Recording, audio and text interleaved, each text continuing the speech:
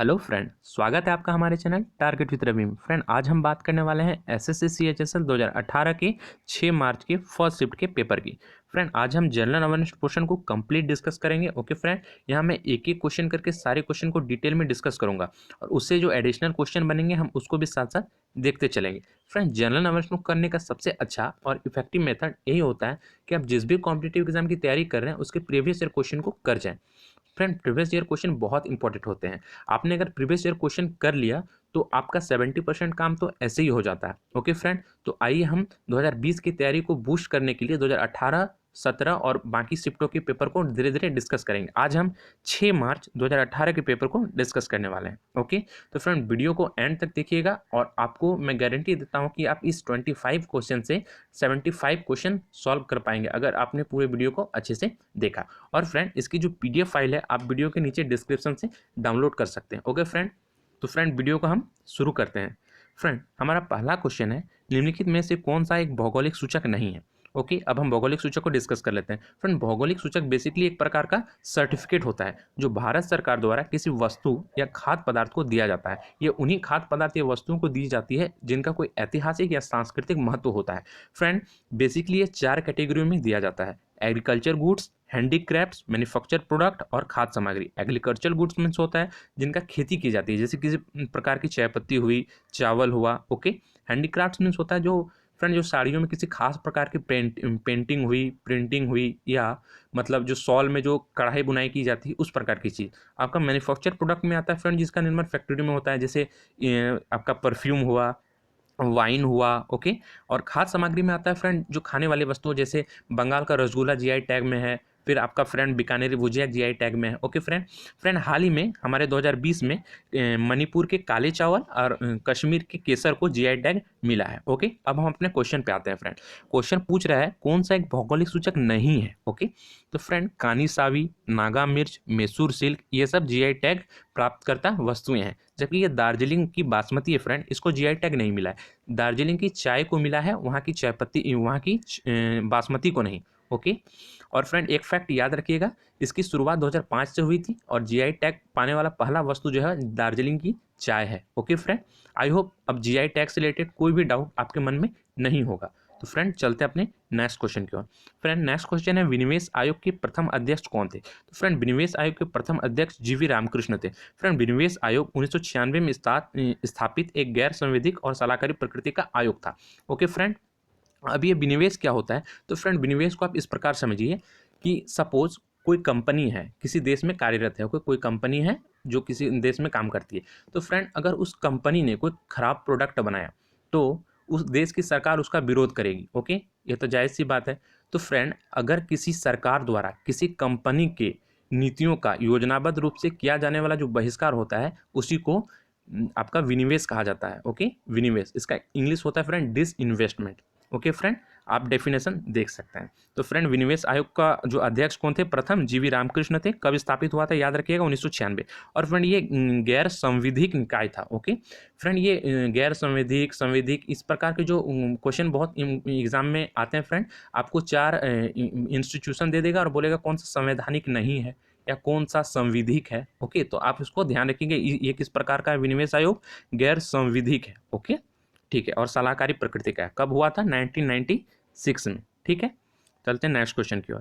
Friend, निम्नलिखित में से किस कार्य का श्रेय लॉर्ड डलहौजी को नहीं दिया जाता। ओके फ्रेंड, अब लॉर्ड डलहौजी कौन थे। फ्रेंड, लॉर्ड डलहौजी जो हमारे भारत के गवर्नर जनरल थे। ओके फ्रेंड, ब्रिटिश काल के गवर्नर जनरल थे जिनका कार्यकाल 1848 से 1856 के बीच था। ओके फ्रेंड, इन्होंने ब्रिटिश राज की जो फ्रेंड विस्तार करने के लिए कई नीतियाँ लाई, जिनमें से उनका सबसे इफेक्टिव जो नीति था वो था डॉक्ट्रिन ऑफ लैप्स या राज्य हड़प नीति। अब ये राज्य हड़प नीति क्या थी फ्रेंड, बेसिकली इस प्रकार की नीति थी कि अगर किसी राज्य में अगर किसी राज्य में किसी का उत्तराधिकारी नहीं होता है या किसी राजा का कोई वंशज नहीं होता है तो उसका जो शासन व्यवस्था है फ्रेंड वो कंपनी के हाथों में चली जाएगी। ओके, यही बेसिकली व्यवगत का सिद्धांत या जिसको हड़प नीति कहते हैं।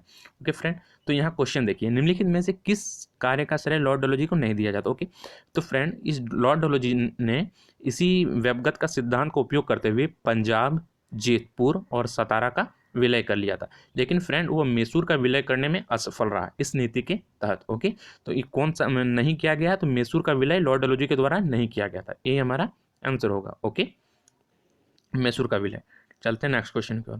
फ्रेंड अगला क्वेश्चन हमारा, प्रकाश संश्लेषण के लिए गैसों का आदान प्रदान सूक्ष्म छिद्रों से होता है, यह छिद्र क्या है? ओके, तो फ्रेंड जो प्रकाश संश्लेषण की क्रिया होती है फ्रेंड, उसमें जो पेड़ पौधे होते हैं फ्रेंड अपना भोजन बनाते हैं, और फ्रेंड पेड़ पौधे की पत्तियों में फ्रेंड एक छोटा छिद्र होता है। ओके, उन छिद्रों को क्या कहा जाता है? रंध्र। इन्हीं रंध्रों की सहायता से फ्रेंड वह श्वसन की क्रिया करते हैं। ओके फ्रेंड, इन्हीं रंध्रों के, तो ये जो छिद्रों को क्या कहा जाता है, तो उनको क्या कहा जाता है? रंध्र। ओके, अब हम फ्रेंड प्रकाश संश्लेषण क्रिया को थोड़ा समझ लेते हैं। फ्रेंड प्रकाश संश्लेषण जो पादप कोशिकाओं की खाना बनाने की एक प्रक्रिया होती है फ्रेंड, जिसमें वह वायुमंडल से फ्रेंड कार्बन डाइऑक्साइड गैस लेते हैं, ओके, और जल लेते हैं और उससे अपना भोजन बनाते हैं। बेसिकली भोजन मीन्स फ्रेंड जो ग्लूकोज होता है वो, या कार्बोहाइड्रेट आप बोल सकते हैं। ओके, तो फ्रेंड इसका एक फॉर्मूला होता है जो एज इट इज एग्जाम में कभी कभी पूछ लिया जाता है, तो आप इस फॉर्मूला को याद रखिएगा कि 6CO2 + 6H2O जब प्रकाश की उपस्थिति में अभिक्रिया करती है तो C6H12O6, ये ग्लूकोज का फॉर्मूला होता है फ्रेंड, इसको याद रखिए। ग्लूकोज का फॉर्मूला C6H12O6 और 6CO2 गैस, इसी CO2 का उपयोग फ्रेंड हम लोग श्वसन के रूप में करते हैं।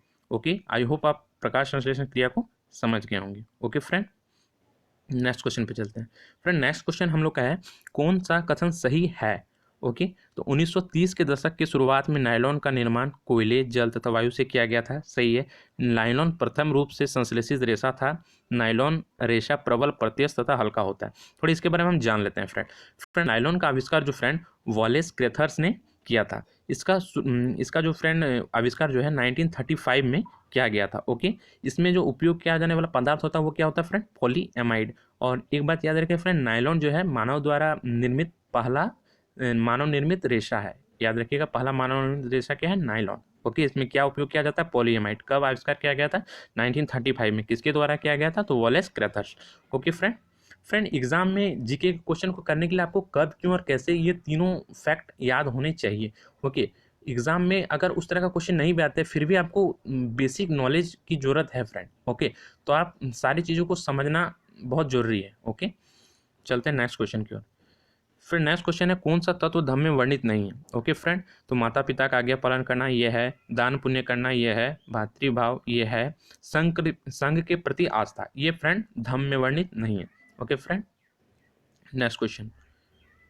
फ्रेंड नेक्स्ट क्वेश्चन है, निम्नलिखित में से किस राज्य की समुद्री तट सीमा सबसे छोटी है? तो फ्रेंड भारत में सबसे छोटी समुद्री तट सीमा किसकी है? तो वो है गोवा की। ओके फ्रेंड, इस प्रकार के क्वेश्चन बहुत एग्जाम में पूछे जाते हैं, इसलिए हम इसको अच्छे से डिस्कस कर लेते हैं। तो आंसर हमारा हो जाएगा गोवा। फ्रेंड गोवा बेसिकली पश्चिमी तट का एक छोटा सा राज्य है। ओके फ्रेंड, भारत में टोटल 9 राज्य ऐसे हैं फ्रेंड जो समुद्री तट सीमा को छूते हैं। क्या क्या?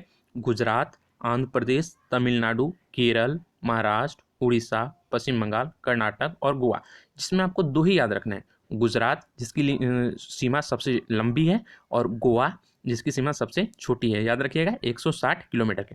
अगर बात करें केंद्र शासित प्रदेश के, तो 4 केंद्र शासित प्रदेश ऐसे हैं जिसकी सीमा समुद्र को छूती है। पहला पुडुचेरी, दूसरा लक्षद्वीप, फिर दमन और दीव, और चौथा अंडमान और निकोबार द्वीप समूह। ओके फ्रेंड, अब ये क्वेश्चन आपसे कभी मिस नहीं होगा। आई होप आपका डाउट क्लियर हो गया होगा। ओके फ्रेंड, चलते हैं अपने नेक्स्ट क्वेश्चन की ओर।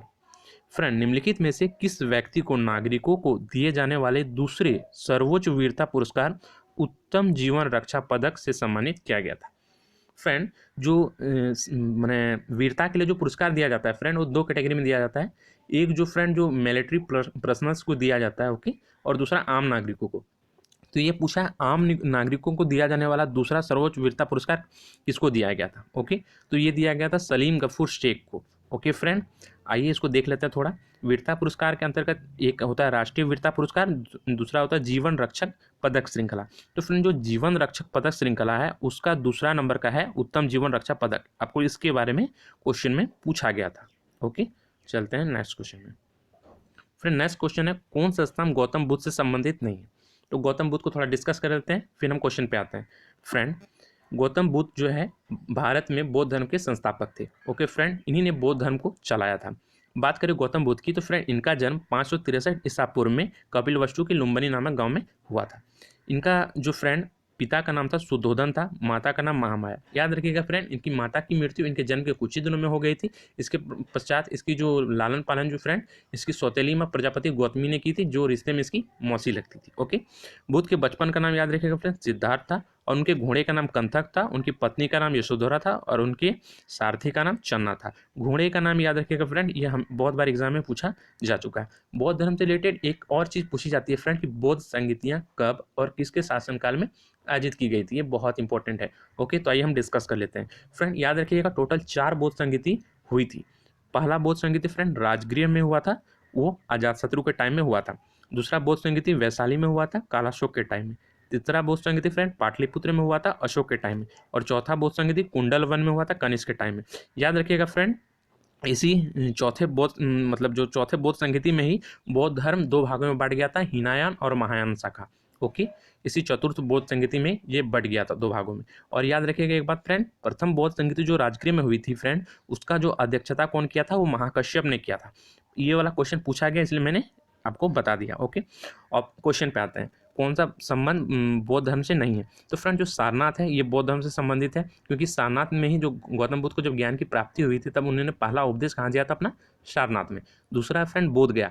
फ्रेंड याद रखिएगा बोध गया में महात्मा बुद्ध को ज्ञान की प्राप्ति हुई थी। ओके, तीसरा है कुशीनगर। फ्रेंड याद रखिएगा कुशीनगर में महात्मा बुद्ध का जो फ्रेंड देहांत हुआ था। और ये पावापुरी। फ्रेंड पावापुरी जो है जैन धर्म से संबंधित है। जैन धर्म में जो अंतिम तीर्थंकर थे महावीर स्वामी, उनका जो है यहीं पे अंतिम संस्कार किया गया था, इसलिए जैन लोगों के लिए ये पवित्र स्थल माना जाता है। ओके, आई होप अब आप समझ गए होंगे। नेक्स्ट क्वेश्चन पे चलते हैं। किशनगंगा परियोजना भारत तथा डैश के बीच विवाद का कारण है। आपको बताना है किशनगंगा जो नदी परियोजना है वो किसके बीच विवाद का कारण है। तो फ्रेंड इसका आंसर हो जाएगा पाकिस्तान। फ्रेंड किशनगंगा जो है जम्मू कश्मीर में एक नदी है, जिस पर भारत ने हाइड्रोइलेक्ट्रिक प्लांट बनाकर बिजली उत्पन्न करने की योजना शुरू की थी। लेकिन फ्रेंड पाकिस्तान इसमें हमेशा अड़ंगा डालते आया है।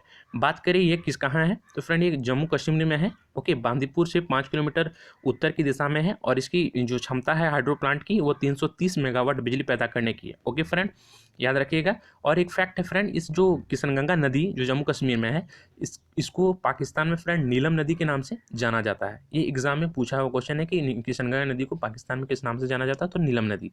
ठीक है, नेक्स्ट क्वेश्चन पे चलते हैं। फ्रेंड नेक्स्ट क्वेश्चन है श्रीलंका की आधिकारिक राजधानी क्या है। फ्रेंड इस क्वेश्चन में बहुत कन्फ्यूजन होता है, और फ्रेंड आज के बाद आपको कोई कन्फ्यूजन नहीं होगा। देखिए फ्रेंड आधिकारिक राजधानी का नाम क्या है, जयवर्धनेपुरा। ओके, तो फ्रेंड बात करें श्रीलंका की, तो श्रीलंका का जो पुराना नाम था फ्रेंड वो था सीलोन। 1972 तक इसको सीलोन के नाम से जाना जाता था। ओके, फिर देखिए 1972 में इसका नाम बदल कर दिया गया, लंका कर दिया गया। ओके, 1972 तक सीलोन था, फिर 1972 के बाद लंका कर दिया गया। लेकिन फिर 1978 में इसका नाम में आदर सूचक वर्ड श्री जोड़कर 1978 में इसको श्रीलंका कहा जाने लगा। ओके, श्रीलंका का जो सबसे बड़ा नगर है फ्रेंड वो कोलंबो है, और समुद्री परिवहन की दृष्टि से बहुत ही इंपॉर्टेंट है, और सबसे बड़ा बंदरगाह भी कोलंबो ही है। ओके फ्रेंड, अब आते हैं फ्रेंड, आप अगर गूगल पे सर्च कीजिएगा कि कैपिटल ऑफ श्रीलंका, तो आपको इस प्रकार के दिखाइएगा कि Colombo is the commercial capital. याद रखिएगा जो कोलंबो है फ्रेंड वो उसका कॉमर्शियल व्यापारिक राजधानी है श्रीलंका की। ओके फ्रेंड, किसी स्थान की जो मैंने किसी देश का कुछ शहर अगर बहुत ही अच्छा स्थान पे, मतलब उसका जो इकोनॉमिक कंडीशन बहुत अच्छा रहता है उस जगह का, तो उसको व्यापारिक राजधानी बना दिया जाता है। ओके, जैसे हमारे खुद फ्रेंड आंध्र प्रदेश की जो फ्रेंड उसका बहुत सारा राजधानी अभी प्रस्तावित किया गया है। ओके, जैसे अमरावती है। ओके, तो फ्रेंड तो इसका जो कॉमर्शियल कैपिटल है वो फ्रेंड कोलंबो है। ओके, और अगर बात करें, अगर आप इसको देखिएगा तो जो जयवर्धनेपुरा कोट्टे है फ्रेंड वो उसका एडमिनिस्ट्रेटिव कैपिटल है। तो किसी भी देश का जो ऑफिशियल जो माना जाता है फ्रेंड वो उसका जो एडमिनिस्ट्रेटिव कैपिटल प्रशासनिक राजधानी जो है उसको माना जाता है। तो जनरली आपसे कोई भी पूछे तो क्या बोलिएगा, जयवर्धनेपुरा कोट्टे जो उसका ओरिजिनल राजधानी है। और ये जो कोलंबो है ये पहले राजधानी थी, और ये इसका अभी वर्तमान में व्यापारिक राजधानी कहलाती है। ओके फ्रेंड, तो कन्फ्यूजन कुछ नहीं रखना। ओके फ्रेंड, चलते हैं नेक्स्ट क्वेश्चन की ओर। फ्रेंड हमारा नेक्स्ट क्वेश्चन है, इनमें से कौन पृथ्वी के आकार की तुलना में छोटे ग्रह हैं। ओके, तो फ्रेंड ये क्वेश्चन एग्जाम में बहुत बार पूछा जाता है, तो आइए हम इसको डिस्कस कर लेते हैं। फ्रेंड इस क्वेश्चन को जानने से पहले आपको 2 चीज़ याद रखने होंगे, 2 क्रम आपको याद रखने हैं। ओके, एक दूरी का क्रम, मतलब सूर्य के अनुसार दूरी का क्रम, और दूसरा आकार का क्रम, ग्रहों का जो आकार मतलब कौन सबसे छोटा है कौन सबसे बड़ा है इसको। तो फ्रेंड 2 जो सीरीज है उसको याद रखिएगा। क्रम, दूरी का क्रम क्या क्या है, बुध, शुक्र, पृथ्वी, मंगल, बृहस्पति शनि अरुण वरुण। आप इसको 4 बार बोलिए फ्रेंड मेरे साथ। बुध शुक्र पृथ्वी मंगल बृहस्पति शनि अरुण वरुण। बुध शुक्र पृथ्वी मंगल बृहस्पति शनि अरुण वरुण। ओके, ये हो गया दूरी का क्रम। बुध शुक्र पृथ्वी मंगल बृहस्पति शनि अरुण वरुण। आप 3 से 4 बार बोलिएगा फ्रेंड, आपका माइंड में सेट हो जाएगा। अब देखिए, अब आएगा फ्रेंड आकार का क्रम कि कौन सबसे बड़ा से छोटा की ओर मैंने सजाया है। ओके, तो अब जो फ्रेंड ये जो दूरी के क्रम में बृहस्पति शनि अरुण वरुण जो लास्ट में था, इसको आप आगे कर दीजिए। बृहस्पति शनि अरुण वरुण क्या हो जाएगा? बृहस्पति शनि अरुण वरुण। फिर आइए पृथ्वी शुक्र मंगल बुध, इतना तो आपको याद रखना होगा, पृथ्वी शुक्र मंगल बुध। तो बृहस्पति शनि अरुण वरुण, पृथ्वी शुक्र मंगल बुध, मतलब दूरी के क्रम में जो लास्ट 4 है फ्रेंड, वो आकार के क्रम में फर्स्ट 4 है। ओके, इस प्रकार से आप इसको याद रखिएगा। तो फ्रेंड ये बोला है आकार की तुलना में छोटे ग्रह हैं पृथ्वी से, तो पृथ्वी से छोटे ग्रह कौन कौन है फ्रेंड? देख लीजिए, शुक्र मंगल और बुध है। तो आप ऑप्शन में देखिए कि अरुण मंगल ये नहीं होगा, वरुण शुक्र नहीं होगा, शुक्र और मंगल। तो फ्रेंड देखिए, शुक्र और मंगल जो है ये पृथ्वी की तुलना में छोटे ग्रह था। हमारा आंसर हो जाएगा शुक्र और मंगल, option number 3। Okay, next question. Next question friend, निम्नलिखित में से कौन सा कथन सही है? सोना तथा चांदी तन्य होते हैं। तो फ्रेंड इसके लिए हम फिर थोड़ा जान लेते हैं इसके ऑप्शन को, ये मतलब इसको थोड़ा डिस्कस कर लेते हैं। ओके, देखिए फ्रेंड, जनरली जो तत्व होते हैं वो 2 प्रकार के होते हैं, एक धात्विक तत्व और अधात्विक तत्व। ओके, मेटेलिक और नॉन मेटेलिक। और एक होता है फ्रेंड मेटोलाइट, जो बहुत कम मात्रा में है। तो मेटल और नॉन मेटल। तो फ्रेंड जो धातुएं होती हैं फ्रेंड, वह देखने में चमकदार होती है, उनकी वे कठोर होती हैं और वो आघात वर्धनीय होता है। आघात वर्धनीय मीन्स फ्रेंड उसको पीट कर चादर के रूप में बनाया जाता है। अगर वो आघात वर्धनीय नहीं होती तो जो लोहा होता है फ्रेंड इतना मजबूत होता है, उसको पीट के हम लोहे की सीट कैसे बनाते? तो वो आघात वर्धनीय है, इसलिए उसके सीट के रूप में बनाया जा सकता है। तन्यता फ्रेंड, तन्यता मीन्स उसको मैंने किसी चीज़ को कितना खींचा जा सकता है, ये गुण उसको तन्यता कहते हैं। ओके, फिर ऊष्मा का चालन, धातुएं ऊष्मा का चालन करती है। विद्युत का चालन विद्युत का भी चालन करती है। ओके, और अधात्में इनका उल्टा गुण दिखाती है। ओके, तो ये पूछा है फ्रेंड तन्य का गुण। देखिए, सोना तथा चांदी तन्य नहीं होते, बिल्कुल गलत है, क्योंकि सोना तथा चांदी तो धातुएं हैं और धातुएं क्या होती है? तन्य होती है। तो ये हमारा गलत हो गया। फिर हमारा तांबा तथा प्लेटिनम तन्य होते हैं। तांबा और प्लेटिनम तन्य होते हैं। फ्रेंड प्लेटिनम अगर आप देखिएगा फ्रेंड, प्लेटिनम तो प्लेटिनम नहीं है फ्रेंड वो धातु। ओके, ये प्लेटिनम नहीं है। ओके, फिर आपका बोला है सल्फर तथा फॉस्फोरस धनात्मक होते हैं। ओके, तो फ्रेंड ये हमारा देखिए प्लेटिनम और तन्य होते हैं, ये हमारा सही आंसर है। तांबा सॉरी ये तो सही था, तांबा तथा प्लेटिनम तन्य होते हैं। ओके, ये जो फॉस्फोरस तथा नाइट्रोजन ये तन्य होते हैं, ये गलत, क्योंकि फॉस्फोरस तो अधातु है, ये तन्य कैसे होगा? ओके, तो तांबा और प्लेटिनम दोनों धातुएं हैं और ये तन्य होते हैं, याद रखिएगा। ठीक है, नेक्स्ट क्वेश्चन पे चलते हैं। फ्रेंड हमारा नेक्स्ट क्वेश्चन है, संसद के सदस्यों के लिए औपचारिक रूप से निर्धारित उपकरण नहीं है। ओके, ये सब तो फ्रेंड आपको देखना है। तो फ्रेंड इसका आंसर हो जाएगा शून्यकाल। ओके, तो अब हम शून्यकाल को थोड़ा समझ लेते हैं। फ्रेंड जब भी संसद की जो कार्रवाई स्टार्ट होती है, ओके, जब संसद की कार्रवाई जब स्टार्ट होती है, तो जो शुरुआत के घंटे होते हैं उनको क्या कहा जाता है? प्रश्नकाल। जिसमें जो वहाँ के जो एमपीज होते हैं फ्रेंड, वो क्या करते हैं? सवाल करते हैं किसी सरकार के किसी जो कार्य, मान लीजिए सरकार ने कोई कार्य किया है उस पर सवाल उठाते हैं कि आपका ये कार्य कैसे होगा, नहीं होगा, तो वो प्रश्नकाल कहलाता है। ओके, जिसमें तारांकित अतारांकित प्रश्न किए जाते हैं। फिर जो होता है फ्रेंड वो होता है कार्यसूची काल। ओके, प्रश्नकाल, इसके बाद उसके बाद का क्या होता है? कार्यसूची काल। और इसी प्रश्नकाल और कार्यसूची काल के बीच में फ्रेंड एक काल होता है, छोटा सा वक्त होता है 1 घंटे का, जिसको कहा जाता है शून्यकाल। ओके, शून्यकाल कहा जाता है। तो प्रश्नकाल के बाद शून्यकाल, फिर कार्यसूची काल, जिसमें शून्यकाल जो फ्रेंड ये 1960 के दशक से इसका निर्माण हुआ था। ये इसका औपचारिक नाम नहीं है फ्रेंड, ये वहाँ के जो न्यूज़पेपर है द्वारा दिया गया यह नाम है। ओके, तो याद रखिएगा फ्रेंड 1960 के दशक से इसका आरंभ हुआ था, और प्रश्नकाल के बाद शून्यकाल, फिर कार्यसूची काल। वर्तमान में फ्रेंड ये 12 से 1 है। ओके फ्रेंड, कभी कभी इसको 1 से 2 भी दिया जाता है फ्रेंड, तो आप इसको थोड़ा गूगल में देख लीजिएगा। ओके, 1 से 2 भी माना जाता है शून्यकाल। तो फ्रेंड आई होप आपको शून्यकाल समझ में आ गया होगा। ठीक है, नेक्स्ट क्वेश्चन। फ्रेंड नेक्स्ट है, नगर प्रशासन का कौन सा प्रकार छोटे शहरी क्षेत्रों का नियंत्रित करती है? फ्रेंड नगर प्रशासन में 2 क्षेत्र आते हैं, एक आता है नगर निगम और एक आता है नगर पालिका। फ्रेंड जो नगर पालिका होता है वो छोटे शहरों में कार्यरत होता है, जबकि जो नगर निगम होता है वो बड़े क्षेत्र, छोटे क्षेत्र और बड़े क्षेत्र कहने का अर्थ है फ्रेंड जिसकी जनसंख्या 20,000 तक है तो वो छोटा शहर में गिनती आएगा, तो वहाँ नगर पालिका होगा। और जिसका जनसंख्या 2 लाख प्लस है वहाँ पे नगर निगम होगा। नगर पालिका का अध्यक्ष नगर पालिका अध्यक्ष कहलाता है और नगर निगम का अध्यक्ष महापौर या मेयर कहलाता है। ओके फ्रेंड, तो चलिए देखते हैं।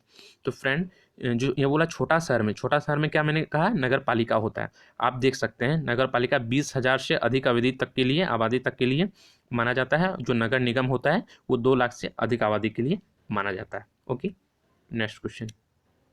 नेक्स्ट है फ्रेंड, लसिका से पचा हुआ तथा अवशोषित वसा का वहन करती है। अब ये लसिका क्या होता है? तो फ्रेंड हमारा जो पाचन तंत्र होता है फ्रेंड, आपने अगर पाचन तंत्र पढ़ा होगा तो उसमें बहुत सारे एंजाइम्स होते हैं। ओके, और एंजाइम जो है पाचन का काम करते हैं। तो फ्रेंड याद रखिएगा जो हमारे शरीर किससे बनी होती है, कोशिकाओं से और उत्तक से। कोशिकाओं से उत्तक बनते हैं, उत्तक से अंग बनते हैं और अंगों से हमारा शरीर बनता है। ओके, तो फ्रेंड जो कोशिकाओं और उत्तक के बीच जो रिक्त स्थान होता है, ओके, जो छोटे छोटे रिक्त स्थान होते हैं उन रिक्त स्थान में हल्का पीला एक द्रव्य पाया जाता है। ओके, लिक्विड पाया जाता है।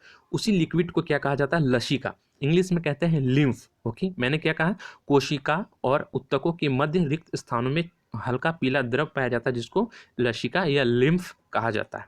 ओके फ्रेंड, बात करें तो ये बोला है लसिका से पचा हुआ तथा अवशोषित वहन करती है। तो फ्रेंड जो लसिका जो है वो क्षुद्रांत्र से, ओके, लसिका क्या करती है, क्षुद्रांत से जो पचा हुआ भोजन और अवशोषित भोजन होती है उसका वहन करती है। कौन, लसिका करती है, कहाँ से, क्षुद्रांत से। क्षुद्रांत आप यहाँ देख सकते हैं फ्रेंड, ये है क्षुद्रांत। ओके, और ये है फ्रेंड बृहदांत्र। ओके, ठीक है।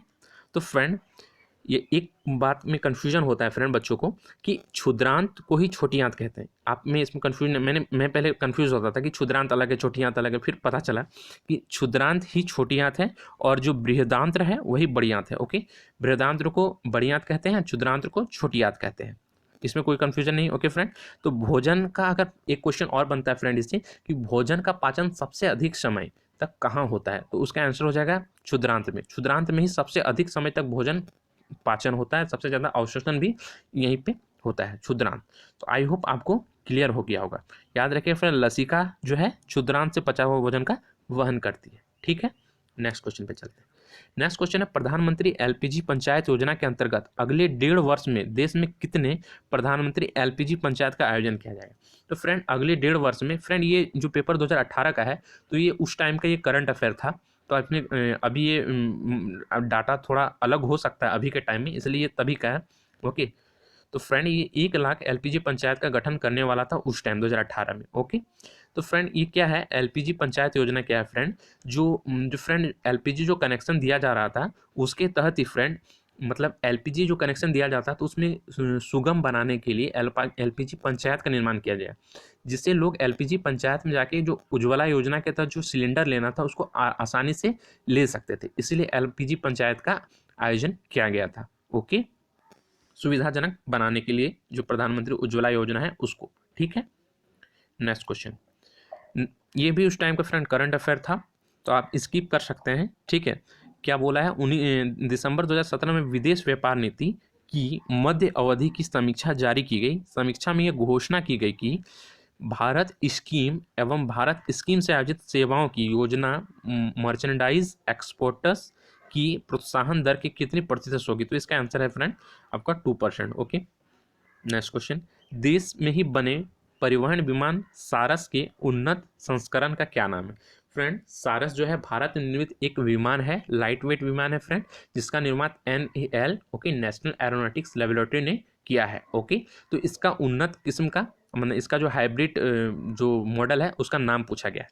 तो फ्रेंड इसका हाइब्रिड मॉडल का नाम है सारस PT-1N। ओके, सारस PT-1N का निर्माण मैंने क्या कहा फ्रेंड, नेशनल एरोनॉटिक्स लेबोरेटरी द्वारा किया गया था। ओके, ठीक है, ये 8,500 का जो हाईएस्ट लेवल तक जा सकता है, उड़ सकता है, और इसका जो स्पीड है फ्रेंड ये 145 नॉट्स है। ओके, ठीक है, चलते हैं नेक्स्ट क्वेश्चन। फ्रेंड एक बात यहाँ मैं सजेस्ट करना चाहूँगा, आपको एग्जाम में जब भी इस प्रकार के क्वेश्चन दिए जाएँ फ्रेंड, आप इसको अवॉइड कीजिएगा, क्योंकि आपको एग्जाम में इतना टाइम नहीं रहता है कि आप इतने बड़े क्वेश्चन को पढ़ें और उनका जो ऑप्शन भी तो इतना बड़ा बड़ा है फ्रेंड। तो आपको स्किप कर दे एग्जाम में, ओके, क्योंकि इसकी भी क्या गारंटी है कि आप इतने बड़े क्वेश्चन को करने के बाद उसको बिल्कुल राइट ऑप्शन पे क्लिक करें, तो आप इस प्रकार के क्वेश्चन को छोड़ दें। खैर अभी इस प्रकार का क्वेश्चन नहीं आता है जनरली, ये 2018 का है, 19 के बाद थोड़ा पैटर्न में चेंजेस आए हैं, ओके, तो क्वेश्चन अब ठीक रहता है, तो इसको आप स्किप कर सकते हैं, ठीक है। नेक्स्ट क्वेश्चन, वे सभी गुण तथा लक्षण जो जंतुओं को उनके परिवेश से अनुकूलन में सहायक प्रक्रिया होते हैं निर्माण है, ओके डैश। तो फ्रेंड इसको हम पहले समझ लेते हैं। तो फ्रेंड आपने कहीं ना कहीं ये सुना होगा कि हमारे पूर्वज जो है बंदर थे, ओके, या वनमानुष थे, इस प्रकार का कहा जाता है।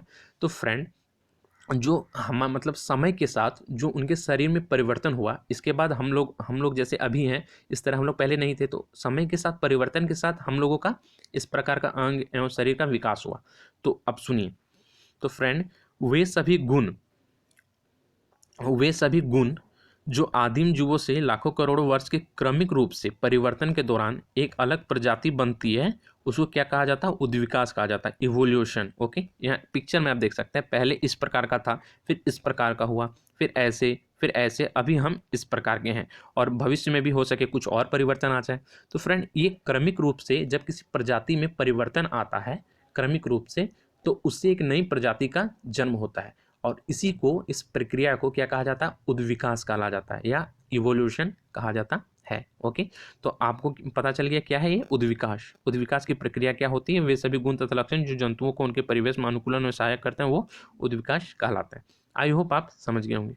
नेक्स्ट क्वेश्चन, फ्रेंड आपने अगर अब तक हमारे चैनल को सब्सक्राइब नहीं किया तो प्लीज़ सब्सक्राइब कर लें। फ्रेंड ये न्यू चैनल है हमारा, तो इसमें बहुत आप लोगों की सपोर्ट की बहुत ज़रूरत है, ओके। आप लोगों ने अगर सपोर्ट किया तो इस तरह की वीडियो आगे भी आती रहेगी, और मेरा भी मोटिवेशन बना रहता है फ्रेंड। आप लोग वीडियो को अगर लाइक करते हैं और पसंद करते हैं तो ओके। तो फ्रेंड आपको भविष्य में इस चैनल को आगे देखना है तो प्लीज़ चैनल को सब्सक्राइब करें, और प्रत्येक वीडियो को विदाउट लाइक किए ना जाए फ्रेंड, ओके। बहुत मेहनत लगती है एक वीडियो बनाने में, ठीक है। आई होप आपने कर दिया होगा। नेक्स्ट क्वेश्चन पे चलते हैं फ्रेंड। ये क्वेश्चन हमारा जो न्यूमेरिकल है तो इसको हम देख लेते हैं बना के, ओके। देखिए यहाँ क्या बोला है फ्रेंड, बोला है 5 किग्रा द्रव्यमान वाली किसी वस्तु पर 4 सेकंड तक बल लगाने की का वेग 12 मीटर प्रति सेकंड से 20 मीटर प्रति सेकंड हो जाता है, तो बल की गणना करें, ओके। बल की गणना करना है। तो फ्रेंड आपने एक फॉर्मूला पढ़ा होगा friend, F is equal to M A, okay. F is equal to M A, जिसमें m क्या है, मास है, और a क्या है, एक्सेलरेशन मतलब त्वरण है, ओके। बल को इसी फॉर्मूला से ज्ञात किया जाता है। तो देखिए m हमें पता है फ्रेंड 5 किलोग्राम बोल दिया ही पहले, m हमारा 5 किलोग्राम है, ओके, ठीक है। और ये वेग दिया है, तो फ्रेंड हमें a चाहिए पहले, ठीक है, तब हम फोर्स निकाल पाएंगे। तो a निकालने का फॉर्मूला क्या होता है फ्रेंड, a बराबर होता है v minus you by T, okay. त्वरण जो होता है फ्रेंड, वेग में परिवर्तन की दर को त्वरण कहते हैं। ये देखिए वेग में परिवर्तन v माइनस यू, ये हुआ वेग में परिवर्तन बटे समय, ओके। वेग में परिवर्तन की दर को त्वरण कहते हैं, ठीक है। तो v माइनस यू, तो v क्या है फ्रेंड हमारा 20 है, और u क्या है फ्रेंड 12 है। तो 20 में 12 करेंगे फ्रेंड तो हमारा कितना हो जाएगा 8, ओके। a निकाल रहे हैं हम 8, और t कितना दिया है 4 सेकेंड, ओके। तो 4, तो हमारा a कितना निकल गया फ्रेंड, a निकला 2, और a का मात्रक क्या होता है फ्रेंड, मीटर प्रति सेकंड स्क्वायर। तो a is equal to 2 metre प्रति सेकंड स्क्वायर। हमारा a कितना निकला, 2 निकला, ओके। अब हम देखते हैं, तो फ्रेंड अब हम निकालेंगे f। तो f इज इक्वल टू, मैंने क्या कहा, f इज इक्वल टू होता है m इंटू ए। तो m क्या है फ्रेंड हमारा 5, और a हमने तुरंत निकाला 2 मीटर प्रति सेकंड स्क्वायर। तो 2 हम लगा देंगे फ्रेंड, तो हमारा हो जाएगा 5 दूगनी 10, तो हमारा हो जाएगा 10। और बल का मात्रक क्या होता है फ्रेंड, बल का मात्रक होता है एन मतलब न्यूटन, ओके। तो 10 न्यूटन हमारा आंसर हो जाएगा, ऑप्शन नंबर 2, ओके।